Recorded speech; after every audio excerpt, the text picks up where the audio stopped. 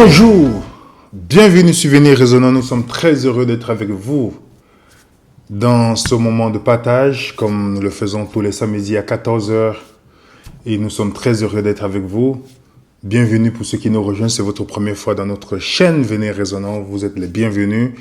Cette chaîne qui est une chaîne d'étudiants de la Bible, donc si vous étudiez la Bible, ça veut dire que vous êtes à la bonne place. Si vous posez des questions, vous vous remettez en question et que vous voulez que ce que vous croyez, vous pouvez le prouver bibliquement, alors vous avez rejoint une équipe aussi d'étudiants de la Bible. Vous avez aussi, juste à la description de cette vidéo, vous avez la possibilité d'entrer dans notre groupe Telegram, puisqu'on commence notre étude du livre d'Apocalypse. Vous avez tant demandé, et c'est l'occasion de venir, parce que c'est même pas une formation, mais c'est une série désapprendre pour y apprendre, le livre d'Apocalypse. C'est ce qu'on va faire Bible à main. Donc, si vous avez des questions, vous vous avez posé des questions, on vous a dit beaucoup de choses sur le livre d'Apocalypse, c'est l'occasion de venir échanger avec nous. Et ça nous fera plaisir. Parce que le vrai challenge, lorsqu'on croit quelque chose, il ne faut jamais avoir peur d'être challengé. Il ne faut jamais avoir peur. Parce que celui qui n'est pas d'accord avec toi, s'il a l'amour du Christ, il viendra échanger avec toi pour pouvoir progresser. C'est pourquoi je considère ce chrétien-là, pas c'est un chrétien qui ont peur des débats et qui critique derrière, non. Ces chrétiens-là, que lorsque vous n'êtes pas d'accord avec eux, et qui ça les empêche pas, ça ne les pousse pas à vous haïr, mais qui peuvent venir vous dire, je ne suis pas d'accord, voilà, on va aller dans la Bible. Ça, c'est rare aujourd'hui, les amis. C'est rare. Parce que moi, je considère ce type de chrétiens-là comme des alliés. Puisque il n'est pas mon ennemi. Mon ennemi, c'est l'ignorance. Alors, j'ai besoin de lui pour pouvoir aussi me remettre en question. Et c'est comme ça qu'on progresse. Donc, si vous faites partie de ce type de chrétiens-là, alors, je bénis Dieu pour vous. Si vous faites partie de ce type de chrétiens-là, que même quand vous n'êtes pas d'accord, vous dites à la personne, on va discuter, allons dans la Bible. Et c'est ce que nous allons faire, le livre d'Apocalypse. Si vous êtes content de rester dans votre croyance, parce qu'on vous a dit, votre dénomination dit, ne n'est pas sorti, vous sortez de là, vous êtes un apostat. N'oubliez pas que Jésus est un apostat. Luther et toutes ces personnes-là. La remise en question est une chose très importante. Ça solidifie notre foi. Alors, n'hésitez pas à vous inscrire dans notre groupe Telegram. Aujourd'hui, je vais faire un partage avec vous sur... Vous savez, parfois on fait souvent l'actualité dans le panorama prophétique.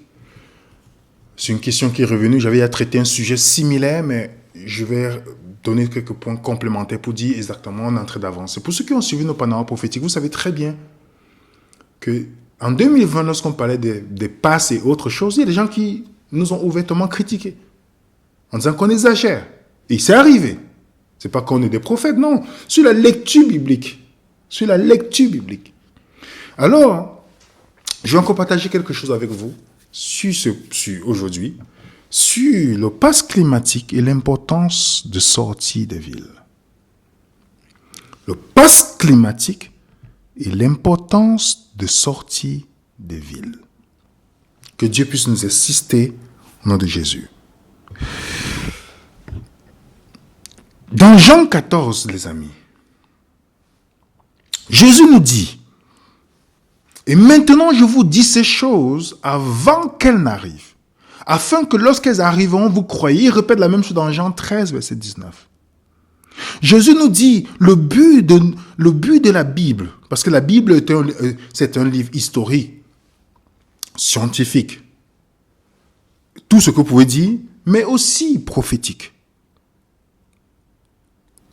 La Bible contient en moyenne, minimum 30% de prophéties. Donc Jésus nous dit, le but des prophéties dans la Bible, ce n'est pas parce que Dieu veut nous effrayer. Le but des prophéties dans la Bible, c'est que Dieu nous dit à l'avance. Ok? Il nous dit à l'avance ce qui doit arriver. Ok? Et c'est donc tout ce qui arrive dans le monde ne devait jamais effrayer le croyant. Il devait dire, voilà, vous avez toujours douté de de mon Dieu. Vous avez toujours douté de ce... Voilà encore une preuve. Vous n'allez pas trouver dans aucun autre livre. Je le dis avec certitude. Je le dis avec certitude. Excusez-moi, c'est pas de la prétention, avec certitude. On a étudié le Coran, on a étudié le livre de bouddhistes, et lit un peu dans certains trucs de l'hindouisme. Il n'y a aucun livre qui a donné des prophéties aussi claires et nettes que la Bible. Vous pouvez critiquer la Bible comme vous voulez. Mais, à la fin, comment vous pouvez démontrer? Comment on peut le prouver? Vous pouvez regarder des vidéos qu'on a faites déjà sur le sujet. Donc Jésus, le but de prouver, le croyant ne peut pas être effrayé. Jésus nous dit, dans Matthieu 24, « Alors la détresse sera si grande qu'il n'y a point eu de pareil depuis le commencement du monde jusqu'à présent. Et il n'y en aura jamais. » Vous savez très bien que plus le temps passe, depuis 2020 déjà, vous voyez l'accélération qui s'est passée, plus le temps avance, on a l'impression qu'on va de détresse à détresse dans le monde. Et Jésus dit, il y en aura. Et cette détresse sera provoquée par quoi? Par qui? Par quel système? Vous avez par exemple, dans Apocalypse 19 qui dit, « Je vis la bête, les rois de la terre. » Remarquez bien, je vis la bête, c'est un système, la bête. Et les rois de la terre, c'est-à-dire les dirigeants du monde, et leur armée rassemblée pour faire la guerre à celui qui est assis sur le cheval et sur son armée. Donc on voit déjà ici la bête ici, un système, et les dirigeants de ce monde qui vont se mettre ensemble pour faire la guerre contre qui? Contre Dieu. Apocalypse chapitre 16, du 14. Ce sont les esprits de démons qui font des prodiges, qui vont vers les rois de la terre afin de les rassembler pour le combat du grand jour. Remarquez bien ici, les amis. On remarque quelque chose ici. Certes, on a le dragon qui est derrière. Qui est derrière, mais il utilise le système, la bête, et les dirigeants de ce monde. Pour préparer, comme le texte le dit, pour le combat du grand jour du Dieu Tout-Puissant. Donc, la guerre, quand vous lisez le psaume 2, la guerre, c'est contre Dieu. Contre Dieu. N'oublions pas, la guerre, c'est contre Dieu. Contre son caractère. Je répète, la guerre, c'est contre Dieu et son caractère. Ce système, le dragon derrière, puis la bête et les rois de la terre, en d'autres termes, quand on lit, le but de cette présentation, ce n'est pas que vous détestez ces dirigeants de ce monde. Parce que, comme vous avez bien lu, beaucoup seront séduits. Alors, vous pouvez en vouloir quelqu'un qui est séduit? Non. Le but de ces dirigeants, ils sont en train d'accomplir quelque chose qu'ils pensent que c'est la bonne chose. Ils prendront des décisions pensant que c'est des bonnes choses qu'ils font. Mais en fait, ils sont en train d'entrer dans l'agenda de l'Antichrist. Donc, inutile de garder le regard fixé sur les dirigeants de ce monde et les détester, parce que le chrétien n'est pas appelé à ça. Si vous avez la haine pour ces gens, vous devez vous questionner dans votre cœur. Je ne suis pas d'accord avec ce que Trudeau fait, le Premier ministre du Canada, mais je ne peux pas le haïr, ce chrétien. Je ne peux que prier pour lui, parce qu'on sait très bien qu'ils seront séduits. C'est ce que le texte, la Bible nous dit. Et cette guerre contre Dieu se manifestera par la guerre contre, remarquez bien, pas la femme. Vous allez voir quand on va étudier le livre d'Apocalypse. Les gens confondent souvent le reste et la femme. Oh, on est la femme, on est le reste, on ne sait pas lequel. Remarquez, la guerre, c'est ça au reste. Qui n'a rien à voir avec une... Je vous dis, les amis, venez dans notre livre d'Apocalypse. Parce qu'il y a des choses qu'on mettra au clair. Question biblique simple. Mais retenons, la guerre contre Dieu en passant par ceux qui acceptent Dieu. qui refuse la confusion de l'ennemi. Vous vous rappelez dans Acte 9, lorsque Paul persécutait les chrétiens, comment Jésus a vu ça? Paul, Saul, pourquoi me persécutes-tu? Il répondit, qui es-tu, Seigneur? Je suis Jésus que tu persécutes. Il te serait dû de regimber contre les aiguillons. Ah, dites-moi, Paul, en persécutant les chrétiens, il persécutait Jésus. Donc l'ennemi n'aime pas ceux qui prendront position pour le caractère de Dieu. Donc ce système politico-religieux ne peut pas attaquer Dieu directement, mais va s'en prendre à ceux qui choisissent Dieu. C'est un peu comme quelqu'un qui sait que il ne peut pas vous battre physiquement. Mais il va calculer tout le temps quand votre enfant passe pour aller à l'école pour l'attaquer. Voilà un peu comment ce système fonctionne. Je ne sais pas si vous comprenez, les amis. Voilà un peu. Donc, toutes les décisions que vous allez voir dans le monde, pour cette guerre, je dis bien la guerre contre Dieu, passera par une guerre contre les enfants de Dieu. Pas des décisions qu'on va d'abord prendre, vous allez penser qu'elles sont innocentes, mais à la fin, ce sera les décisions contre ceux qui vont se positionner contre Dieu. Ces dirigeants ne le savent pas, la plupart. Je ne peux pas connaître la pensée. Même ce pape-là, je ne peux pas vous dire que dans sa tête, il pense que c'est mauvais, mais il va faire. Non, je ne peux pas vous dire parce que je ne suis pas Dieu. C'est pourquoi je ne peux pas. Il y a des gens qui disent, oh, lui, c'est... Non, moi, je ne peux pas vous dire. Je ne lis pas dans les pensées des gens. Mais je sais seulement que beaucoup de gens feront l'agenda de l'Antichrist parce qu'ils seront séduits. Voilà ce que je sais. Et la guerre qui est en train de se préparer a déjà commencé. Cette étape de la guerre a déjà commencé. Remarquez les déclarations du président français. Nous sommes en guerre. Quelle guerre? Quelle guerre? Hein? Quelle guerre? Nous sommes, il parle aussi du climat, la guerre contre le climat. Ça ne vous rappelle pas qu'il avait déclaré qu'il y avait la guerre contre un virus? Posons-nous la question pour vous qui regardez. Qu'est-ce qui a disparu? Qu'est-ce qui a disparu? Le virus ou vos libertés? Ou nos libertés? C'est une question simple. On vous dit qu'il y a la guerre maintenant, la guerre contre l'énergie maintenant. On trouve un ennemi. Après, il y avait la guerre contre le virus. Remarquez bien, on a même fait des vidéos pour expliquer. Depuis toutes les mesures qui sont prises, qu'est-ce qui a ralenti le virus? Pourtant, il y avait le virus tout le temps. Est-ce que c'est nos libertés qui sont diminuées au fur et à mesure? Il y a des choses aujourd'hui qui sont mises en place qui ont restreint nos libertés par la circulation du virus.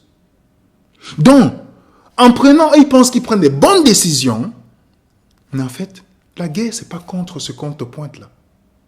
C'est contre vous et moi. La preuve, vous avez la guerre en Ukraine. Vous pensez que c'est un enjeu politique? Vous avez par exemple le président ukrainien qui loue sa villa 50 000 par mois aux Russes. Il te dit que la guerre contre les Russes. Le président français a déclaré que c'est la fin de l'abondance actuellement. Mais c'est les riches qui sont devenus plus riches. Et cela, pas simplement depuis cet été et ces dernières années.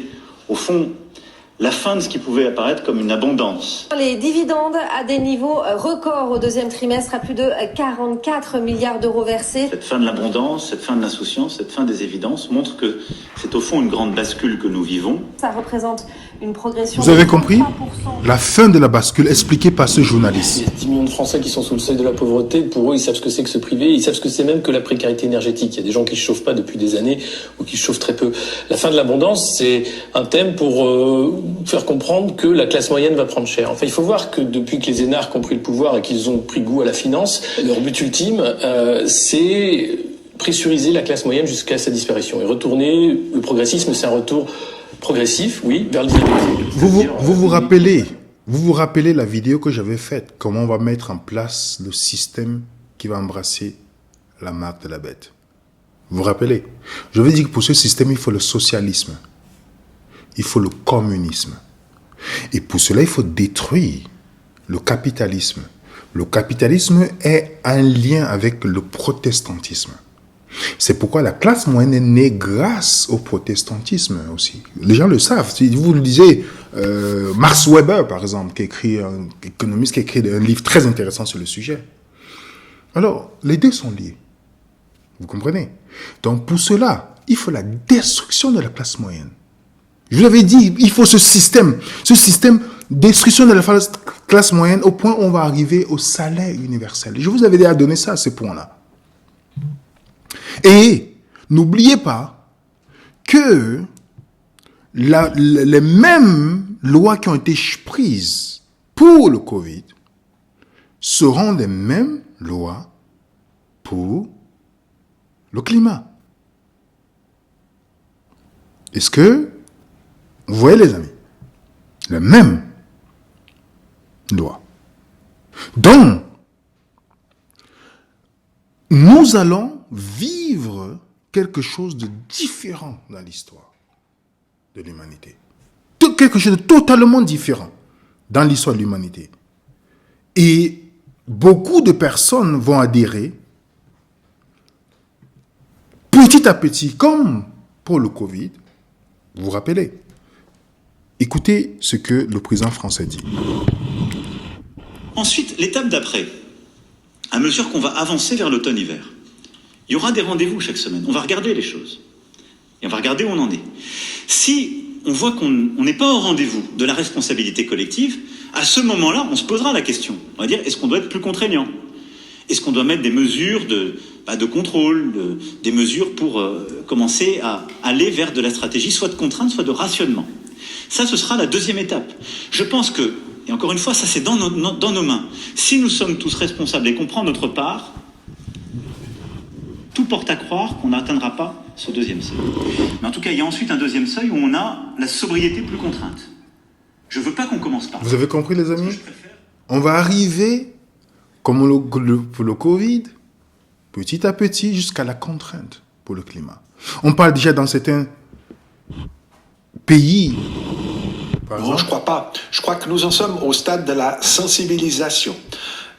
Toutes les mesures que nous prenons ont un seul objectif aux yeux du Conseil fédéral, que ce soit donc dans le gaz ou l'électricité, c'est éviter à tout prix d'en arriver à des mesures dures, coercitives, qui auraient des conséquences sur les individus, naturellement, aussi sur les entreprises et donc sur la société. Et c'est aussi... Vous avez vu? Maintenant, on va prendre les mesures. Vous, c'est à cause de vous. OK? Les mesures contre le climat se retournent contre qui? Il y a même celui-ci qui a créé une application Track My Watt. Et cette dame célèbre dit une appli pour suivre sa conso quart d'heure par quart d'heure. 2 crises successives, même stratégie, mêmes acteurs. Vous comprenez? On va maintenant suivre votre consommation. OK? Avant, on prenait un fusil pour mettre un truc ici pour voir votre température. Maintenant, ce sera la température dans votre maison. Vous avez les nouveaux compteurs. Pourquoi on exige les nouveaux compteurs? La crise énergétique. Et si Enedis coupait votre ballon d'eau chaude grâce à Linky, vous voyez ça, le nouveau compteur qu'on a installé. OK? Donc, à distance maintenant, on peut vous empêcher. Et en fait, 68% des Français estiment qu'il serait bénéfique de sanctionner toutes les personnes qui respecteraient. Je vous rappelle que le but des sondages, ce n'est pas vraiment la réalité. C'est de pousser les gens à penser que la majorité, alors, comme plus de personnes pensent comme ça, je vais aussi penser. C'est ça les sondages. Vous avez même en Suisse où on parle de la prison pour ceux qui vont en frein. Oui, la délation. OK? La prison en cas de non-respect des recommandations. On pourra même couper votre Internet à distance. Et qu'est-ce que ça amène comme conséquence? Le coût de l'énergie. On va dire, à cause de l'énergie, subitement, on a un problème énergétique. Il y a beaucoup de choses qui sont passées. Ok, maintenant, on ne peut plus produire. La production industrielle accuse un coût. La pénurie. Okay, on a de quoi justifier parce que, comme je vous ai dit, pour arriver à un système socialiste, communiste, il faut détruire tout. Il faut amener la famine. Imaginez tous les régimes communistes. On est en train d'aller petit à petit, à grands pas en fait, dans ce point, à ce système-là. Mais pour cela, il faut détruire la classe moyenne. Il faut détruire les libertés individuelles qui sont venues avec le protestantisme. Il faut détruire toutes ces choses-là.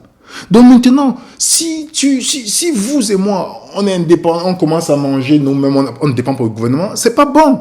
Pour arriver au salaire universel, il faut que tu sois dans le besoin. Donc, le coût de la production, il y a beaucoup d'entreprises à cause des factures d'énergie vont abandonner. Le forum économique t'annonce que on pourra fermer, il y a les comptes bancaires qui seront gelés, qui pourront être gelés, vous pouvez regarder dans le site, hein, on n'est pas dans le computisme ici. Et le responsable du forum de Davos, vous l'avez déjà dit, comment beaucoup d'entreprises fermeront? C'est un visionnaire, c'est un prophète ce gars. So we will destroy, unfortunately, a lot of employment. Just think of self-guided cars and all the drivers losing their jobs. Let's look at the bank employees and so on. Vous avez compris? Il avait annoncé. Dans un monde où il y a le nouveau et l'ancien. Et ces gens représentent plutôt le nouveau ou la croyance au nouveau. Alors, c'est l'espoir qui va avec M. Macron, qu'il est le bon guide de nous amener dans ce monde nouveau. Vous avez compris? C'est le bon guide pour nous amener dans ce monde nouveau. Remarquez bien, on n'est pas dans le complotisme ici. Pensez un instant. Toutes les élections qui sont faites dans le monde aujourd'hui des pays décisionnaires, vous n'avez pas remarqué qu'en France, la moitié n'ont pas voté parce que les gens, voyant Macron, tout ça, bon, par dépit des présidents, vous voyez, Charles Gave l'explique clairement. Vous avez par exemple Trudeau, toujours un peu dans il a été Premier ministre, mais les gens ne comprennent pas comment c'est possible. Vous avez au Brésil, pareil. Vous avez l'impression que on essaie de mettre des personnes. En plus, ces personnes sont membres du forum. On n'est pas dans le complotisme. On essaie de mettre des personnes stratégiques qui vont pousser à la mise en place du projet. Et dans leur tête, je vous ai dit, ils pensent que c'est une très bonne chose pour vous et moi. Et Eric Verhaeghe, qui est journaliste, qui est le responsable du courrier des stratèges, il écrit le livre pour mieux expliquer le livre de Klaus Schwab du Forum économique. Voilà ce qu'il dit dans une vidéo qu'il a faite récemment. Écoutez un peu ce qu'il dit, ce que dit Eric. Maintenant, je vais vous dire en quoi consiste le Great Reset, c'est-à-dire les grands pans du projet que Klaus Schwab a imaginé ou imagine pour faire muter nos économies vers un nouveau monde, ce qu'on a appelé à l'occasion de la crise du Covid, le monde d'après. Et ce qu'il faut comprendre, c'est d'ailleurs qu'une grande partie de la rhétorique, le monde d'avant, le monde d'après, qui a commencé à se développer au moment de la crise du Covid, une grande partie de cette rhétorique a été fortement influencée par les théories de Davos qui étaient latentes, c'est-à-dire qu'on peut penser que lorsque le livre est sorti, si le livre a été publié en juillet 2020, on peut penser que sa rédaction a commencé avant et qu'elle s'est appuyée sur des éléments de langage, comme on dit, qui ont été conçus au premier jour de l'épidémie de Covid, lorsqu'elle s'est répandue de la Chine vers l'Europe et peut-être même avant. Et donc la notion de monde d'après, telle qu'elle a émergé au moment de la crise du Covid, est une notion qui est intimement liée aux théories ou aux propositions propagées par Klaus Schwab. Et de fait, la grande réinitialisation C'est une tentative pour donner un contenu à ce que sera le monde d'après. Alors, ce qu'il faut comprendre, c'est qu'en réalité, la grande réinitialisation, le Great Reset, repose sur 3 piliers fondamentaux. Je vais commencer par le plus stratosphérique et finir par le plus immédiat. Le plus stratosphérique, le pilier le plus stratosphérique du Great Reset, c'est le changement climatique. Profondément, le Great Reset s'appuie sur l'idée que si on n'y fait rien, si on n'applique pas les accords de Paris sur la réduction des gaz à effet de serre, sur la réduction... Je ne vais pas laisser toute la vidéo. Si vous voulez, vous pouvez regarder la vidéo. Mais vous comprenez, le pilier, c'est le changement climatique. L'enjeu, le changement climatique. Et grâce au changement climatique, à toutes les lois qui vont être prises, ils avaient annoncé que d'ici 2030, vous ne possédez rien, mais vous serez heureux. Vous n'aurez plus de vie privée, mais votre vie sera meilleure. Voilà ce qu'il nous dit. Vous ne possédez rien. Vous pouvez aller sur le site. C'est encore dans le site. On n'est pas dans le complotisme ici. Et nous aurons l'identité numérique qui permettra ainsi de ne plus avoir une vie privée. Donc, les téléphones qu'on achète souvent chers vont devenir en fait nos pires ennemis demain. Il ne faut pas oublier ça. Donc, il faut y penser à la vie sans ces téléphones-là.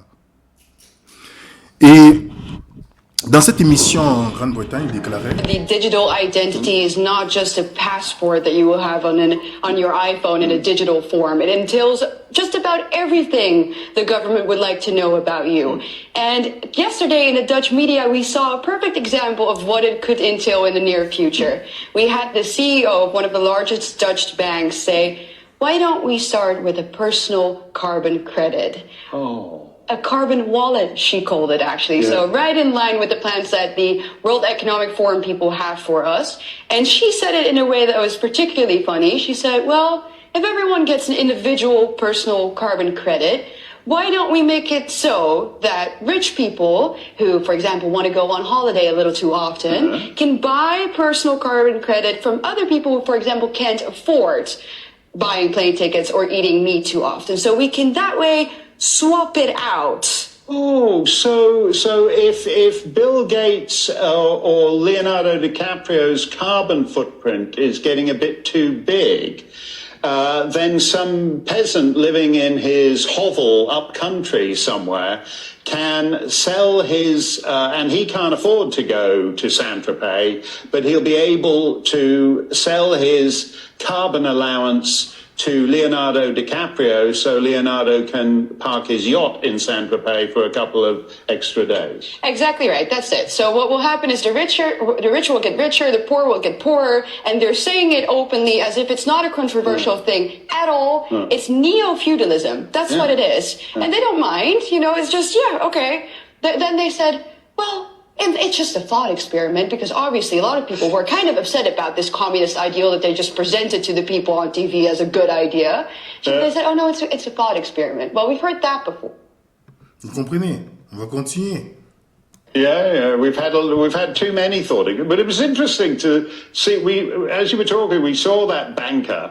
She was being interviewed on a Dutch radio show, and she got a little too relaxed and actually, as they say in America, said the quiet part out loud. You're not actually meant to, there she is. She's chatting in the radio studio and she just gets a little carried away, and we went to her now. Now, there's a bank vice president in Canada, I think it was the Canadian Imperial Bank of Commerce, which is one of the biggest banks in Canada, said pretty much the same thing and sold it on. This is going to be so convenient because all your information will be centrally located. So we can save the planet.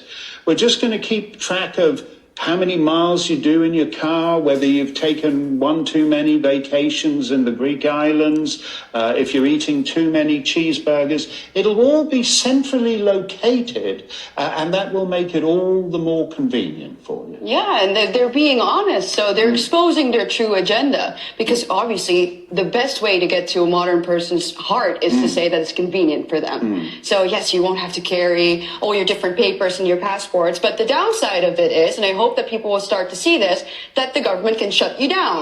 So you know, if you want to buy a burger, red screen, no Mark, not for you. That flight, not for you. Oh, but you can just buy it if you have enough money, right? So they're being very open and honest to what their goal is here. So we should take their words seriously and say, hell no. And instead, this woman going off on radio and saying exactly what she thinks. Now, we had backlash, right? So people were upset about it, but she's invited on national television tonight. So in an hour, she'll be sitting there talking about this great thought experiment. And then suddenly it's part of the debate. And it's accepted. Whereas I would say we should cancel these communists immediately and say, get the hell out of my private life. I'm not having you track me and decide what I eat and where I go. Vous voyez, cette cadre-là que vous voyez, le Forum économique a déjà proposé, c'est une cadre de crédit qui limite les dépenses en émission. Donc, ça veut dire qu'on pourra, s'ils ont la possibilité de, pas des lois mises en place, de fermer votre compte bancaire. Les gens qui pensent que quand on a l'argent dans la banque, ça veut dire que ça nous appartient. La preuve, allez demander 1000 euros dans votre compte, 2000 à la banque, vous allez voir les questions qu'on vous pose. Juste pour vous dire. Donc cette carte-là sera contrôlée, ça va contrôler votre, comme il dit, footprint, c'est-à-dire vos empreintes sur comment vous mangez. Donc quand vous achetez un avocat, comme on calcule la distance. Si l'avocat vient de l'Amérique du Sud, vous savez que le nombre de trucs que vous allez payer pour ça, au niveau de l'empreinte carbone, parce qu'on va calculer la distance de tout ce que vous achetez. Donc, il parle de passe climatique, les cartes bancaires qui traquent les émissions, bloquer des achats dont l'empreinte carbone est trop élevée. C'est la fonctionnalité qui a fait connaître la carte bancaire suédoise, DoBlack. Si certains l'ont qualifié de passe climatique, elle permet en réalité de donner plus de pouvoir aux consommateurs. Les applications qui évaluent l'impact sur le changement climatique de nos achats se développent, motivées par des consommateurs voulant faire des choix éco-responsables. Vous voyez ça? Petit à petit, vous pouvez aller dans le site, vous allez vérifier. On dit, tout le monde, maintenant, on a les banques qui commencent à proposer cela pour le climat. Tu vois, même au Canada, ils ont parlé de nouvelles cartes de crédit à partir du 6 octobre 2022. OK? Donc, on va contrôler ce que vous mangez. Tout, quand vous payez un billet d'avion ou un billet de train, tout ça, on calcule. Et qu'est-ce qu'on fait avec ça, les amis? Vous pensez qu'on a encore de la liberté? Vous ne pouvez plus aller voir vos proches à cause de vos empreintes carbone. Ainsi, petit à petit, on te limite. Mais qui a les jets privés? Ces gens-là, ils ont les jets privés. Est-ce qu'ils sont libres? Oui. Et l'une des choses prévues, c'était la destruction, ou en d'autres termes, pousser les cultivateurs à abandonner beaucoup de choses. Ce qui a eu l'impact sur l'approvisionnement de matières agricoles. Je vous donne un exemple. Ce monsieur tenait un discours, il expliquait ce qui s'est passé en Hollande. Pourquoi le Premier ministre de la Hollande, qui fait partie du Forum économique mondial,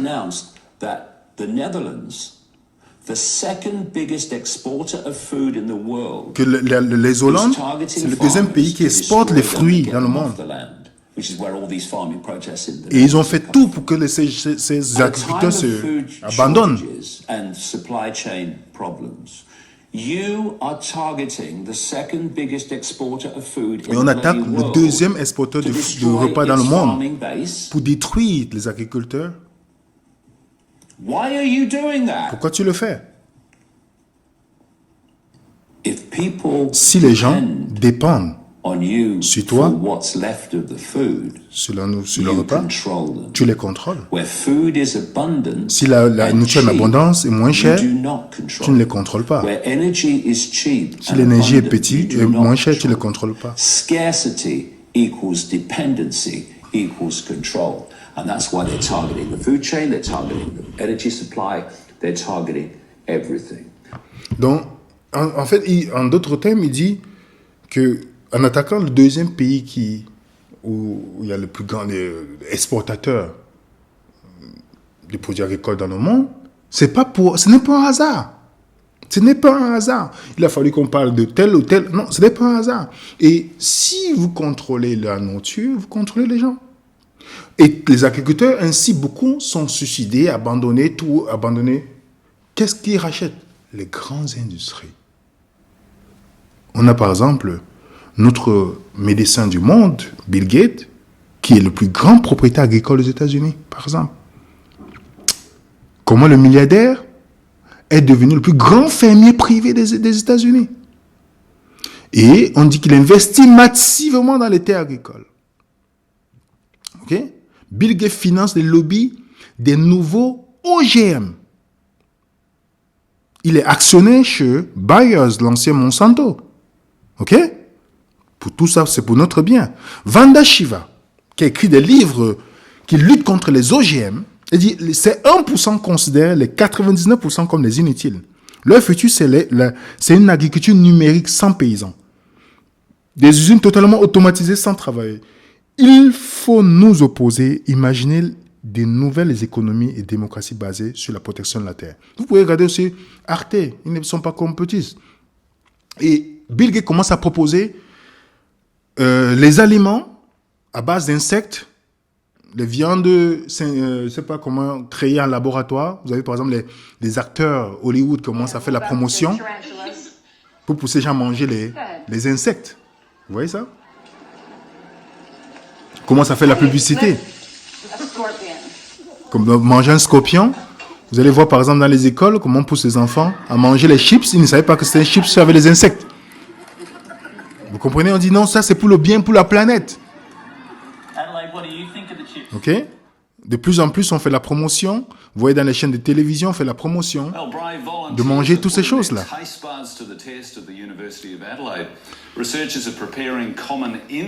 Donc, tout ça, c'est pour le bien, pour la planète. Et qu'est-ce qu'on nous prépare aussi? Ce qu'on appelle les villes intelligentes. Smart City. OK? C'est des villes durables, bien pour la planète. Où les gens on va pousser des personnes à vivre dans les grandes villes. OK? Vous avez même, ici en Suisse, Cité du futur, des villes plus intelligentes. OK? On va dire, c'est bien pour vous. On pourra mieux contrôler les frigos, pourront vous dire s'il y a quelque chose qui manque, si vous avez fait quelque chose, la télévision, vous pouvez contrôler. Tout est pour notre bien. Je vous dis bien, ces gens-là, je pense que vous dites qu'ils sont mal intentionnés, ils pensent qu'ils font la bonne chose. OK? Et même pour la planète, on a Bill Gates qui pense à pulvériser la poussière dans l'atmosphère pour bloquer le soleil. Donc imaginez que vous vivez dans une ville où il n'y a pas de soleil. Donc le soleil est notre ennemi. OK? Ségolène Royal disait, il faut aussi un QR code pour faire des courses. C'est une idée de McKinsey, grassement payée par les contribuables et qui ne paie pas d'impôts en France. Le Parlement gardien des libertés serait vigilant.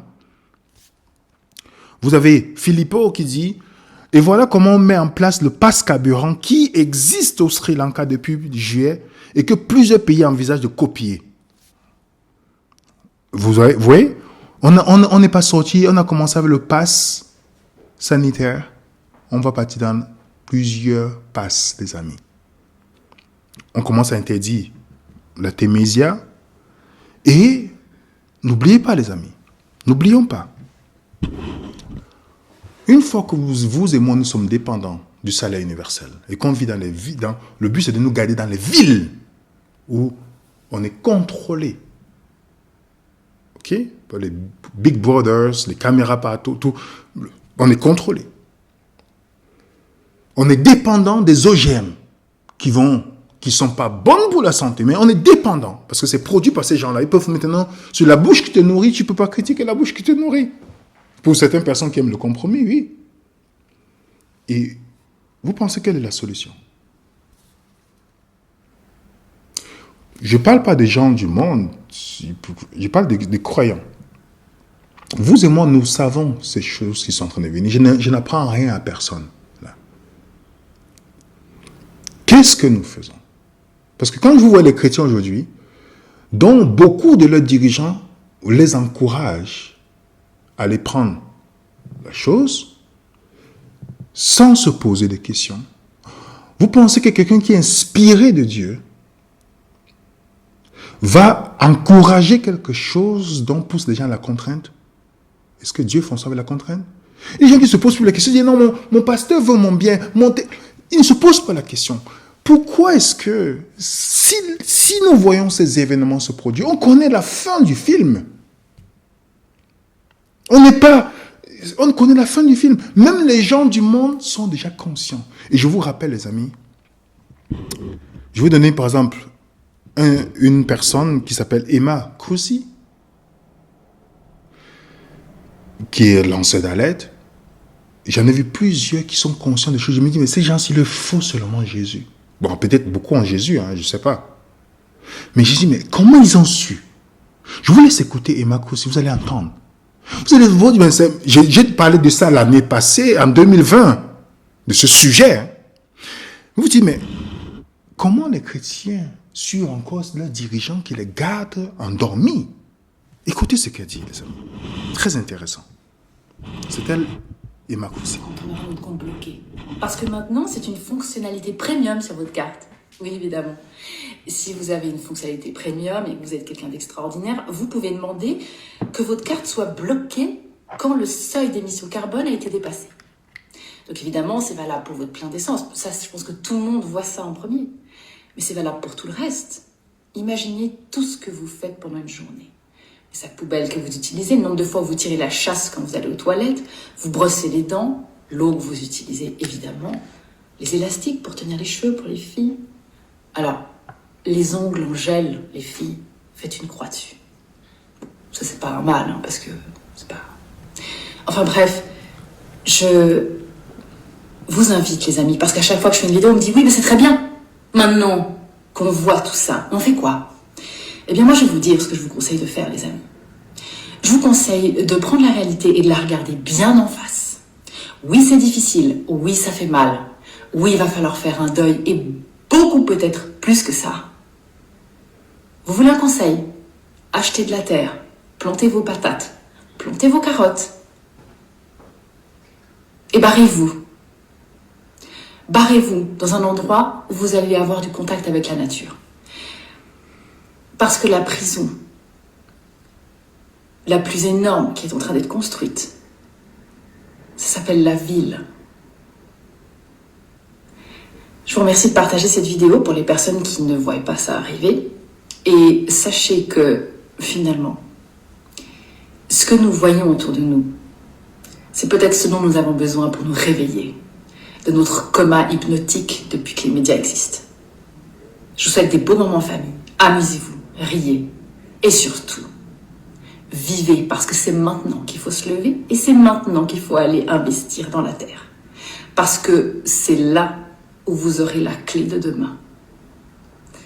À bientôt. Vous avez compris, les amis? Est-ce que ce n'est pas un message des chrétiens depuis longtemps? Quand Dieu a créé l'homme, est-ce qu'il a créé l'homme pour qu'il vive dans la ville? Qu'il soit dépendant de l'État? Dites-moi. Si des personnes, de plus en plus, j'étais surpris, vous partez au Canada, en Amérique, en Europe, vous parlez avec des personnes, le nombre de personnes qui sont allées en campagne acheter la terre a augmenté. Parce qu'il y a des lois qui feront que bientôt ce sera impossible, j'ai parlé d'acheter hors de ville. Alors, quand Dieu a créé Adam et Ève, où est-ce qu'il a créé Adam et Ève? Qu'est-ce qu'il avait comme alimentation pour Adam et Ève? Je vous rappelle que Adam était un jardinier. Oui, on oublie ça. Il était un jardinier. L'idée de la ville est venue par Caïn qui a tué son frère. Donc un rebelle contre Dieu. C'est l'idée de la ville est venue. Vous lisez Genèse chapitre 4. Il a bâti. Quand après avoir assassiné son frère, on dit Caïn connut sa femme et conçut, elle enfanta. Il bâtit ensuite une ville. Il donna à cette ville le nom de son fils Enoch. Ça veut dire qu'il n'est pas resté dans le cadre que Dieu avait créé. Peut-être il était agriculteur. Mais il a décidé de bâtir une ville. Vous pouvez regarder le mot ville. Le mot ville en hébreu, c'est le mot lieu éveillé, agitation, angoisse, cité, terreur.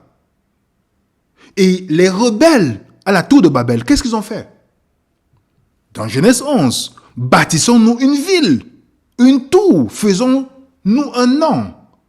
Remarquez bien, c'était toujours dans l'optique de s'opposer à Dieu. Bâtir une ville. Abraham, déjà, ils ont construit la tour de Babel, qui veut dire confusion. La porte de Dieu. Abraham. Est-ce que Abraham, quand vous lisez les Saintes Écritures, Hébreux 7, verset 2 à 4, Abraham ne vivait pas à Babylone? Oui. Qu'est-ce que Dieu lui a dit? Sors de Babylone. Et Abraham quand il est sorti, il était en campagne. Son frère Lot est parti dans la ville de Sodome et Gomorrhe. Les hommes disent à Lot, dans la miséricorde de Dieu, envoie, dans l'intercession d'Abraham, les anges vont voir Lot. On dit, qu'as-tu ici? Jambes, fille, tout ce qui t'appartient dans la ville, fais-les sortir de ce lieu. Lot pensait qu'il avait trompé, il avait pris l'avantage sur Abraham en allant vivre dans la ville. Quand Abraham dit, choisis où tu pars, il est parti. Qui a perdu tout? Ses enfants qui ont été influencés par Sodome et Gomorrhe. L'étude montre que les enfants qui sont éduqués en campagne sont différents des enfants qui ont grandi dans les villes. Totalement différents. Pourquoi? Lot a perdu presque toute sa famille. Pas son choix. Et qui intercédait pour lui? Regardez à Genèse 18. Peut-être il y a 5 ans juste dans la ville, les feras-tu périr? Ne pardonnes-tu point à la ville? Qui était là pour intercéder? C'est celui qui était hors de la ville, qui intercédait pour celui qui est dans la ville. Lorsque Jésus nous parle de la fin des temps, il dit, prenez garde que personne ne vous séduise, il y aura les guerres, les bruits de guerre, les tremblements de terre, il parle de toutes ces choses qui vont venir. Dans Matthieu 24, verset 15, Jésus dit, c'est pourquoi lorsque vous verrez l'abomination et la désolation dont parlait le prophète Daniel, établi en lieu saint, que celui qui lit fasse attention. Vous ne pouvez pas lire Matthieu 24 sans lire Luc 21. On parle des évangiles synoptiques. Vous ne pouvez pas lire seulement Matthieu 24. Pour aller plus loin, vous lisez Luc 21. Luc donne un détail. Lorsque vous verrez Jérusalem investie par des armées, sachez que sa désolation est proche. Alors que ceux qui sont en Judée fuient dans les montagnes, que ceux qui sont au milieu de Jérusalem en sortent, que ceux qui seront dans les champs n'entrent pas dans la ville. Pourquoi est-ce que chaque fois que Dieu veut prévenir son peuple, il invite à ne pas être dans la ville? Les catastrophes qui sont arrivées dans la Bible, en grande majorité, ont commencé dans les villes. Ceux qui sont restés, qui n'ont pas suivi la parole de Jésus dans Luc 21, verset 20, ils ont été égorgés, tués par les Romains. Et ceux qui avaient compris que quand on va voir ce signe-là, il faut bouger. Combien de signes Dieu nous envoie? Est-ce qu'on y songe même? Est-ce qu'on y prie même? Est-ce qu'on commence à se poser la question, comment je peux vivre d'une manière à ne pas dépendre de quoi que ce soit? Si demain, On prend telle chose, ok, c'est bon, allez-y. Est-ce que je suis dans cette optique-là? Vous vous rappelez lorsque, au temps de Constantin, où ceux qui avaient refusé d'obéir à l'adoration du dimanche, je vais vous faire lire seulement pour que vous voyez, que tous les juges et les gens de ville, l'occupation de tous les métiers se repose le vénérable jour du soleil. C'était ce que Constantin avait décidé, avait décrété. Mais ceux qui sont situés à la campagne en pleine liberté s'occupent des affaires de l'agriculture parce que cela arrive souvent qu'aucun autre jour n'est aussi propice pour s'aimer le maïs planté de peur que le moment critique ne s'échappe. Les hommes ne perdent les denrées accordées par le ciel. Remarquez bien, c'est seulement ceux qui vivaient en campagne qui étaient épargnés par cette loi. Lorsqu'il a imposé le jour vénéré du soleil qu'on appelle Sunday, dimanche, le jour du soleil, seulement ceux qui vivaient en campagne n'ont pas subi les restrictions. Mais ceux qui vivaient dans la ville étaient obligés de se soumettre aux restrictions. Qui n'a pas compris? C'est clair. Vous n'avez pas remarqué que lors du Covid, ceux qui étaient en campagne n'ont pas ressenti les restrictions que ceux qui étaient en ville? Ça ne nous dit rien, les amis. Pourquoi c'est toujours en ville que toutes les restrictions sont là? Parce que les gens vivent là. Ils cherchent la proximité avec les magasins, le travail. Oui, c'est bien, je ne dis pas, je ne juge pas ceux. Mais vous n'avez pas remarqué que dans les périodes de crise, ceux qui sont en campagne sont les moins impactés que ceux qui sont dans les villes. La crise de 1929, 24 octobre 1929, la Grande Dépression aux États-Unis. Vous savez que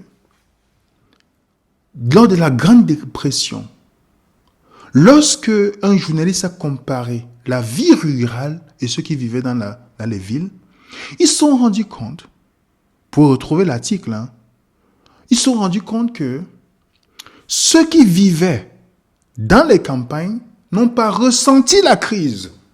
Ils avaient les patates, ils avaient de quoi planter, ils avaient des petits trucs qu'ils mangeaient. Mais ceux qui vivaient dans les villes ont ressenti la crise.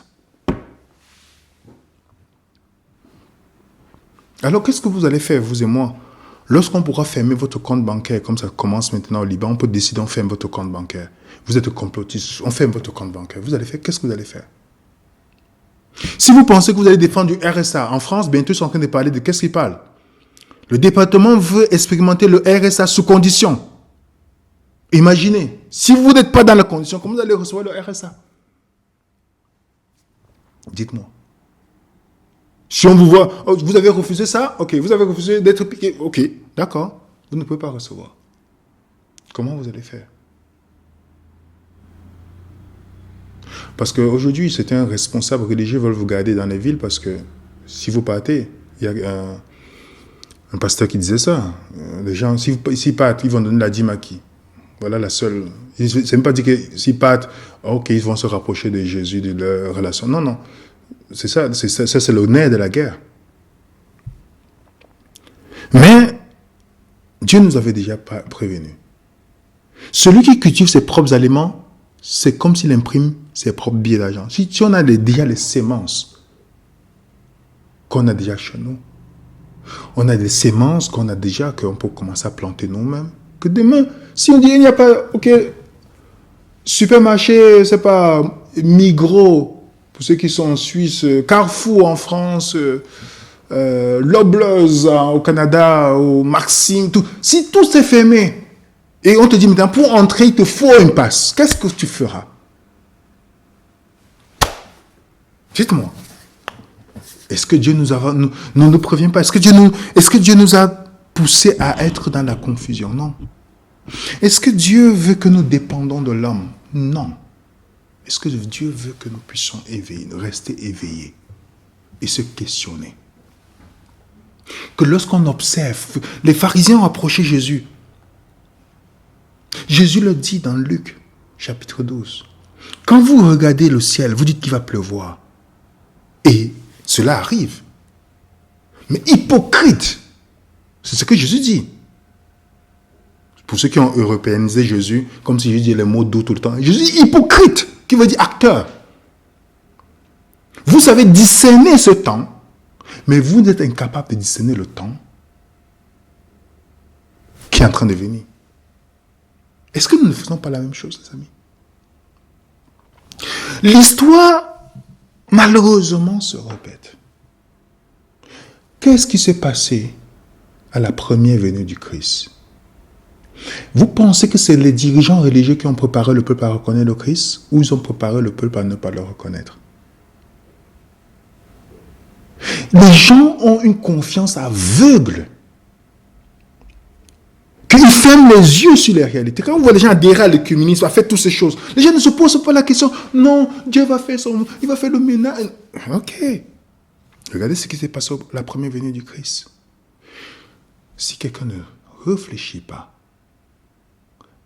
lui-même, en demandant la sagesse de Dieu, seul, mes frères et sœurs, on va se lever dans la surprise. Et je vous dis, en tant que votre serviteur de pain spirituel, n'oublions pas, les amis. N'oublions pas. Quand on regarde l'actualité, on voit comment beaucoup de chrétiens sont devenus dépendants du système de ce monde. Qu'est-ce qui va pousser les personnes qui ont une mauvaise conception de Dieu à rejeter la marque de la bête? Il y a beaucoup de personnes qui te disaient au début, je ne prendrai pas ce piqûre, je ne prendrai pas du tout. Je ne ferai rien du tout. Mais lorsque la contrainte a augmenté, bien que conscient, combien de personnes l'ont fait? Je ne suis pas en train de juger ces personnes. Hein. Je vous aime, j'ai des personnes qui l'ont fait. Hein. Mon amour pour eux, ça ne change pas. Ce n'est pas pour vous juger, c'est pour vous dire à quel point que on peut prendre une décision sur quelque chose. Je ne ferai pas comme Pierre, je ne ferai pas. Mais quand la contrainte vient, par la pression, on change. Et imaginez la pression. Ça, c'est juste une petite pression. Imaginez celle qui va venir au fur et à mesure. Donc, si on a encore le cœur attaché sur les choses de ce monde, ça sera très difficile. Parce que le chrétien doit être prêt avec une valise. Voilà, ok, je pars. Et beaucoup de personnes, c'est pourquoi la Bible dit, heureux ceux qui n'en l'éteront pas, heureux ceux qui seront les pauvres. Les gens ne savent pas. Et à un moment, des gens vont bénir Dieu pour dire, merci Seigneur, parce que je n'avais pas tel bien comme la femme de Lot. Il y a des gens qui le diront à la fin. Parce que là, Jésus dit dans Luc 17, parlant sous de la fin, il dit, souvenez-vous de la femme de Lot. Souvenez-vous. C'est le Christ qui le dit. S'il dit, ça veut dire qu'il doit retourner, étudier la femme de Lot pour comprendre pourquoi je dis de me souvenir d'elle. Qu'est-ce qui a fait à ce qu'elle se tourne, la femme de Lot? Donc, l'agenda est en train d'avancer. Ces dirigeants, ils pensent qu'ils font la bonne chose. Mais comme je l'ai dit au début en introduisant, à l'introduction, Jésus dit bien, maintenant je vous dis ces choses avant qu'elles arrivent, afin que lorsqu'elles arriveront, vous croyez. Si vous avez vu nos panoramas prophétiques depuis 2020, vous pouvez revoir, vous allez voir que beaucoup de choses qu'on avait dites, par la grâce de Dieu, que les gens même ont douté, ça s'est mis en place. On parlait de Pâques et autres, et c'est venu. Donc que Dieu puisse nous aider, avoir le discernement, prions les uns pour les autres, s'encourageant, choisir les bonnes personnes avec qui, parce que c'est pas parce que quelqu'un est chrétien qu'il faut aller acheter la terre avec lui. Non. Le temps, ma petite expérience au christianisme, j'ai beaucoup remarqué que c'est pas parce que quelqu'un pense comme ça que ça veut dire que la personne est convertie. C'est encore plus dangereux. Mieux encore aller seul. Donc, réfléchissons, que Dieu nous donne le discernement. Et je vous remercie. Partagez autour de vous cette vidéo avec vos proches, vos amis. Discuter. Vous avez notre adresse email qui est là. Si vous voulez nous dire quoi que ce soit, voilà notre adresse email. Et mettez un coup de pouce. Et on se dit tout à l'heure dans l'étude du livre d'Apocalypse. Ok? Que la paix du Seigneur soit avec vous. Au nom de l'équipe Vénère Résonant, je vous dis bon après-midi, bonne journée et bonne digestion pour certains. Et à très bientôt sur Vénère Résonant.